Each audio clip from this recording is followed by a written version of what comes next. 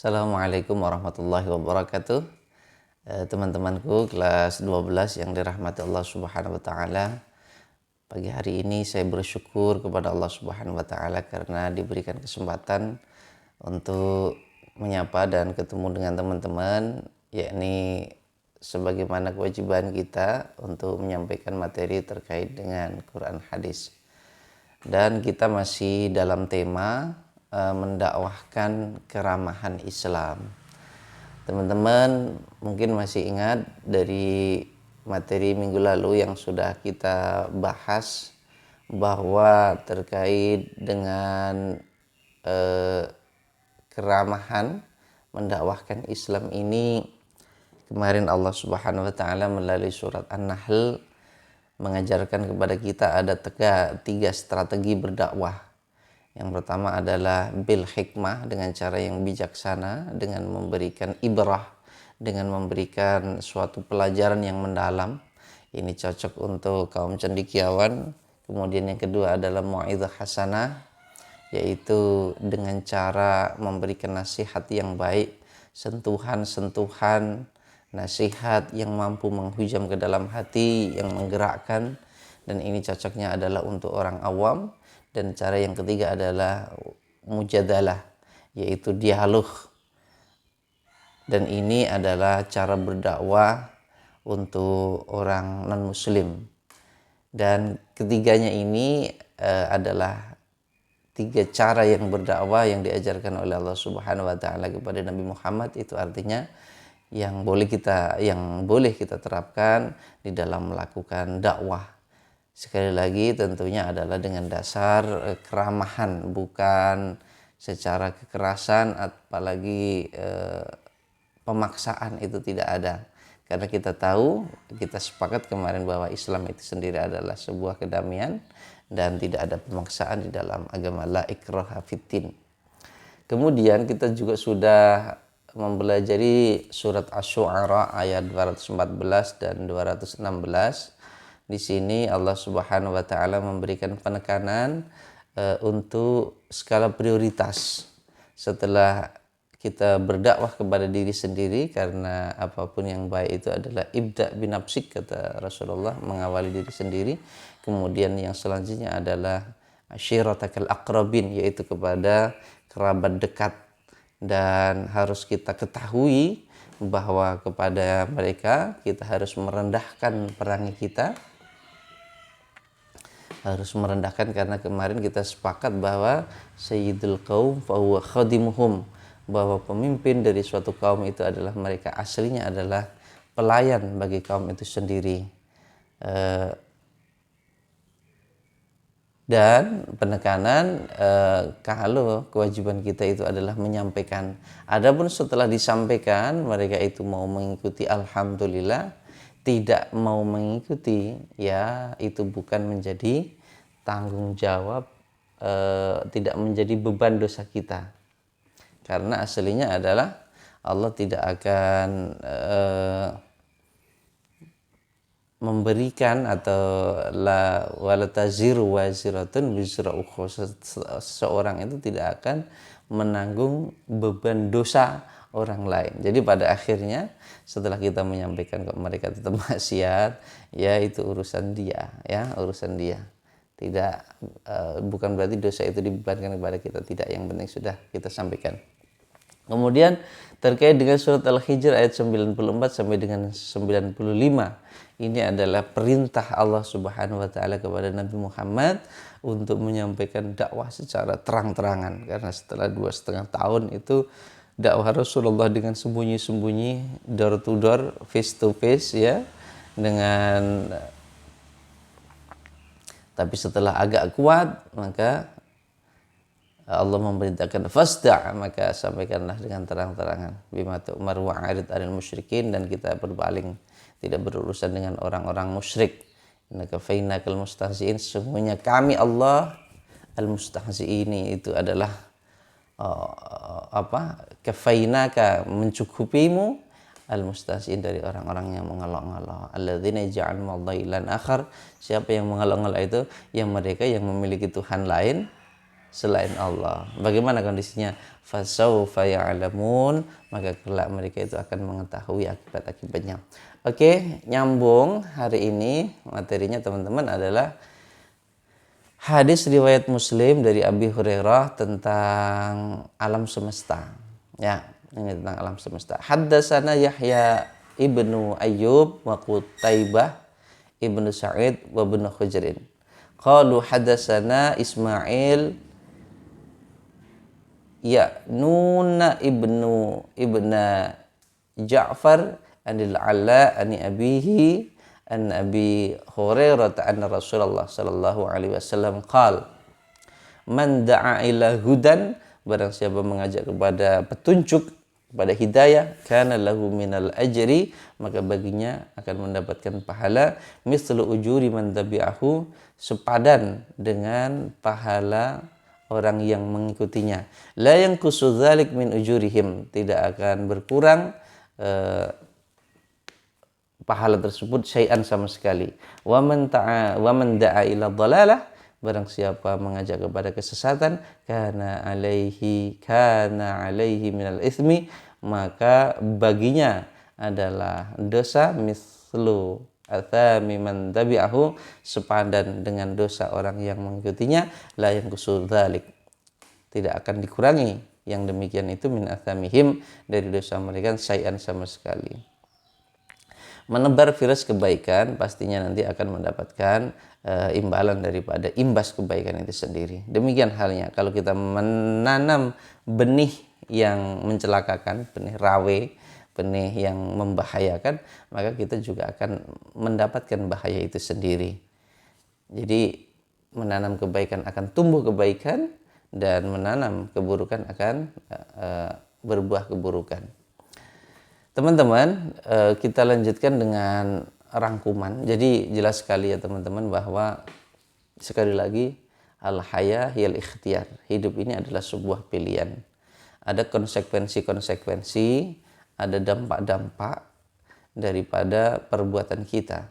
Perbuatan baik akan mendatangkan kebaikan, dan itu adalah kalau kita berbuat baik untuk orang lain, itu hasilnya adalah berbuat baik kepada diri sendiri. Karena apa? Karena manfaat kebaikan itu akan kembali kepada diri kita sendiri. Sama halnya kalau kita berbuat hal yang tidak baik, itu adalah aslinya adalah kita berbuat tidak baik kepada diri kita sendiri. Karena dosa dari perbuatan yang tidak baik ini adalah akan menimpa diri kita. Maka dari itu, sekali lagi, innallaha yuhibbul muhsinin, sesungguhnya Allah itu adalah mencintai orang-orang yang senantiasa berbuat baik. Jadi kalau kita cinta kepada Allah itu sudah benar, tetapi jauh lebih baik itu adalah nasibnya orang yang dicintai oleh Allah. Siapa itu orang yang dicintai Allah? Di antaranya adalah orang-orang yang berbuat baik. Ini baik itu dalam segi apapun dalam kehidupan kita, termasuk juga di dalam berdakwah. Jadi, nah, syarat kebaikan itu bagaimana? Kalau awalnya diawali dengan niatan yang baik, insya Allah akhirnya nanti juga akan mengikuti kebaikan. Jadi kebaikan yang pertama itu adalah kebaikan di niatnya dulu.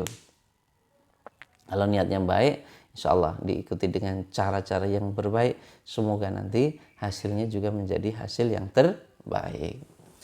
Oke, dari pelajaran beberapa ayat dan hadis tadi dapat kita petik sebuah rangkuman. Yang pertama adalah teman-teman, bisa kelihatan ya, bahwa secara bahasa dakwah artinya adalah mengajak, da'watan, berseru, memanggil, dakwah itu ya, bukan ngintak-ngintak sawah ya. Dakwah ngintak-ngintak sawah. Dakwah da'watan artinya mengajak atau menyeru, memanggil.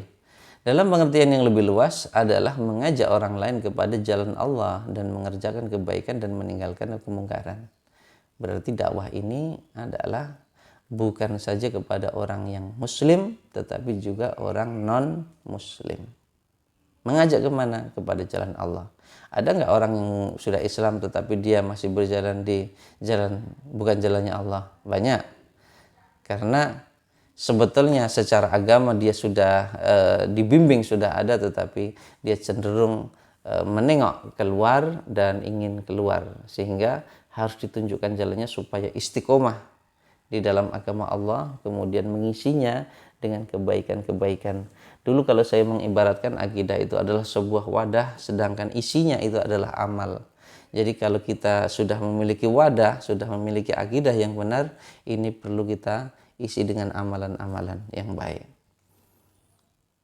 Berbeda dengan kalau kita akidahnya belum benar, berarti belum punya wadah. Sehingga kalau kita beramal, punya isi yang banyak pun, maka tidak akan terwadahi dan tidak akan aman. Jadi kita bangun akidah yang benar, kemudian kita isi dengan amalan-amalan salih yang banyak, yang benar pula. Dan ini nanti yang akan kita persembahkan kepada Allah Subhanahu wa taala. Jadi begitu teman-teman, dakwah kemarin itu adalah itu ya. Ada yang mengatakan fardu ain, ada yang mengatakan fardu kifayah, dan masing-masing itu memiliki tendensi hukum sendiri-sendiri. Yang kedua adalah dakwah merupakan tugas yang paling mulia, karena tugas utama para nabi dan rasul adalah melakukan dakwah. Ya.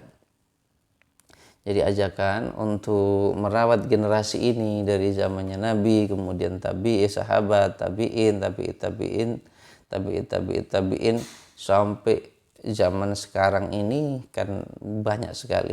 Kita bisa membayangkan seandainya tidak ada sebagian orang yang memang dipilih oleh Allah Subhanahu wa taala untuk bertugas untuk berdakwah ini, pastinya agama itu tidak akan sampai kepada kita. Maka dari itu, ini adalah tugas yang mulia. Bagaimana agar syariat yang Allah sampaikan ini bisa sampai kepada makhluknya, sampai nanti, ya. Sehingga harus ada peran untuk berdakwah itu. Wal takum minkum ummatun, ya. Ada sebagian sekelompok orang yang yad'una ilal khairi wa ya'muruna bil ma'ruf, mengajak kepada hal-hal yang baik dan menyeru kepada hal yang baik dan mencegah daripada yang mungkar itu.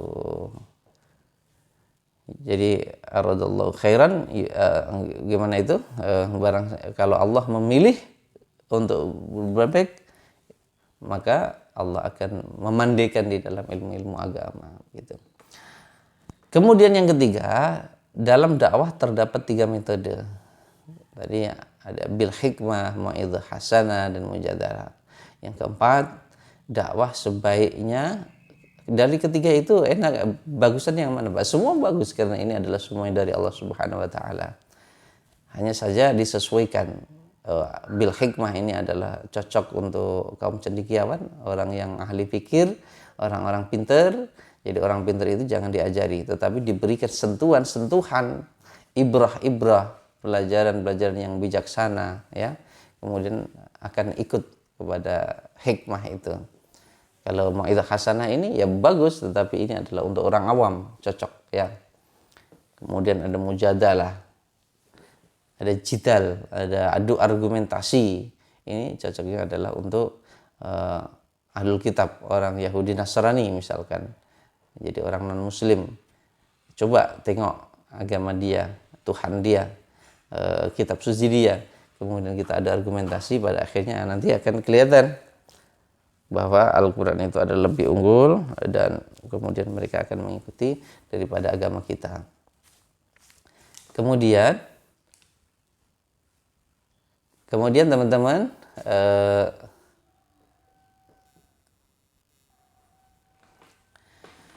kemudian yang keempat, dakwah sebaiknya dimulai dari diri sendiri, kemudian keluarga terdekat, karena kebaikan dai dan orang-orang yang berada di sekelilingnya mempengaruhi keberhasilan dakwah. Jadi ini memang strateginya. Jadi kalau kita mau menebarkan kebaikan itu, kita baik ini orang-orang yang paling dekat, keluarganya dibaiki, tetangga-tetangga didekati, itu tidak lama nanti kebaikanmu akan tersebar luas, ya. Dan hasilnya berdakwah itu adalah mengajarkan, memberikan contoh untuk melakukan kebaikan-kebaikan, memberikan contoh perwujudan daripada agama Allah Subhanahu wa taala dengan cara-cara yang terbaik, maka secara otomatis mereka akan mengikutinya. Jadi memang sudah kita mulai dari diri sendiri, dari hal-hal yang terkecil dan hal-hal yang kita bisa. Kemudian baru meluas kepada orang lain. Yang kelima, melakukan dakwah tidak harus menunggu menjadi ulama dulu, karena dakwah merupakan kewajiban setiap umat Islam. Jadi iya, benar sekali ini. Jadi kalau kita mau berdakwah itu balighu anni walau ayah, sampaikanlah dariku meskipun satu ayat. Kalau kita bisanya sedikit, jadi sampaikan sedikit. Jadi tidak berdakwah itu nanti nunggu menjadi kiai dulu, menjadi alim dulu, menjadi tidak. Tetapi itu adalah kewajiban secara interpersonal. Setiap diri kita ini harus menjalankan dakwah sesuai dengan kemampuan masing-masing, dengan peran masing-masing, ya. Jadi ya jangan memaksakan. Kalau kita memang belum paham betul kok menjelaskan banyak, ya pahamnya sedikit dijelaskan sedikit. Pahamnya banyak ya dijelaskan banyak. Ya, kita bisa sedikit mengajak sedikit, ya tidak apa-apa yang sedikit itu. Kalau kita sudah mampu mengajak yang lebih luas, ya berarti itu memang sudah beban. Ya, artinya bahwa dakwah itu adalah kewajiban setiap diri kita dan tidak harus nunggu. Kata Imam Nawawi, kalau di dunia ini seseorang itu menasihati orang lain itu nunggu dirinya sempurna, niscaya tidak akan ada nasihat. Ya, kalau kita menunggu berdakwah itu menunggu jadi kiai, ya nanti yang tidak kiai tidak mengambil peran baik itu. Tidak demikian. Apapun profesinya, mengajak kepada kebaikan itu adalah dakwah. Menyeru kepada kebaikan itu adalah dakwah. Mencegah daripada kemungkaran itu adalah dakwah. Ingat dakwah tadi ya, dakwatan, dan itu bisa dilakukan oleh siapapun. Itu barangkali teman-teman yang saya ingin lebih tekankan lagi, bahwa kebaikan yang kita sampaikan itu tidak hanya cukup dengan niatan yang baik saja, tidak. Tetapi harus disertai dengan cara-cara yang baik. Kebaikan yang diniati dengan niat yang baik tetapi dilakukan dengan cara yang tidak baik, maka tidak akan baik. Itu namanya talbis, ya. Jadi niatan yang baik untuk berdakwah ini harus dilakukan dengan cara-cara yang baik. Adakah cara yang tidak baik? Banyak. Kalau kita melihat saat ini itu berdakwah dengan cara yang tidak baik banyak sekali. Dengan cara menteror, dengan cara tidak rahmatan lil alamin, dengan cara-cara yang memaksa, yang dengan cara-cara pressure, ya, dengan cara-cara yang tidak baik itu tidak dianjurkan oleh baginda Nabi Muhammad SAW. Dalam hal ini kita harus lebih banyak belajar dari Rasulullah SAW di dalam menyampaikan dakwah, di mana Rasulullah itu adalah contoh yang paling ideal. Rasulullah itu adalah Al-Quran berjalan. Jadi apa yang dijalankan Rasulullah itu adalah hal-hal yang terbaik yang bisa kita contoh. Jangan sampai kita saat ini merasa kemudian lebih tahu dari Rasulullah, kemudian kita melakukan sesuatunya itu adalah melenceng dari apa yang diajarkan oleh Rasulullah. Itu sangat salah sekali. Jadi Rasulullah itu adalah contoh, Rasulullah itu adalah prototipe, Rasulullah itu adalah model yang harus kita tiru. Ya, bukan kepada yang lain, bukan kepada ustadz, bukan kepada kiai, lalu apa peran kiai, ulama, ustadz, guru? Ulama, kiai, guru itu adalah tugasnya membimbing manusia supaya manusia itu mencontoh kepada Rasulullah. Jadi contoh itu hanya satu. Contoh itu adalah Rasulullah. Jadi kiai-kiai itu adalah membimbing kita, mendorong kita, mengarahkan kita supaya kita ini mencontoh kepada Rasulullah. Sehingga kalau Rasulullah yang dicontoh, insya Allah tidak akan ada yang salah. Tidak akan ada yang salah.